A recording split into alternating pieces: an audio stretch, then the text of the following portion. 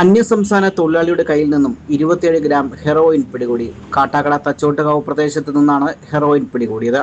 പശ്ചിമ ബംഗാൾ സ്വദേശിയായ അസാദ് ഹുസൈൻ എന്ന ആളിൽ നിന്നാണ് ഇത് പിടിച്ചെടുത്തത്. തിരുവനന്തപുരം IB യൂണിറ്റ് നൽകിയ രഹസ്യ വിവരത്തിന്റെ അടിസ്ഥാനത്തിൽ കാട്ടാക്കട എക്സൈസ് ഇൻസ്പെക്ടർ കാർത്തിക്കിന്റെ നേതൃത്വത്തിലാണ് റെയ്ഡ് നടത്തിയത്. പ്രതിയെ കാട്ടാക്കട എക്സൈസ് ഓഫീസിലെത്തിച്ചു ചോദ്യം ചെയ്തു വരുന്നു.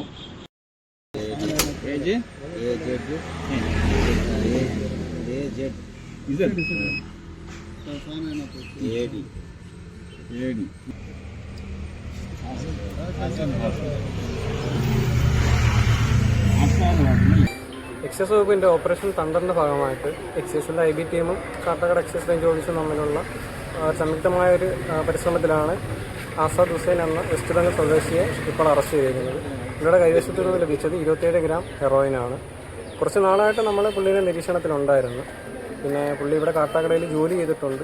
പുള്ളി ഇപ്പോൾ വെസ്റ്റ് ബംഗാൾ സ്വദേശിയാണെങ്കിലും താമസിച്ചു വരുന്നത് കൊല്ലത്താണ്. കൊല്ലം കൊട്ടാരക്കര ഭാഗങ്ങളിലാണ് താമസിക്കുന്നത്. പുള്ളി ഇതിന് മുന്നേ ഇവിടെ കാട്ടാക്കട ഭാഗങ്ങളിൽ ജോലിക്ക് വന്നിട്ടുണ്ട്. ആ ഒരു ബന്ധം വെച്ചിട്ട് ഈ കൈവശം ഉണ്ടായിരുന്ന 27 ഗ്രാം ഹെറോയിൻ ഇവിടെയുള്ള ആർക്കോ നൽകാൻ വേണ്ടി കൊണ്ടുവന്നതാണ്.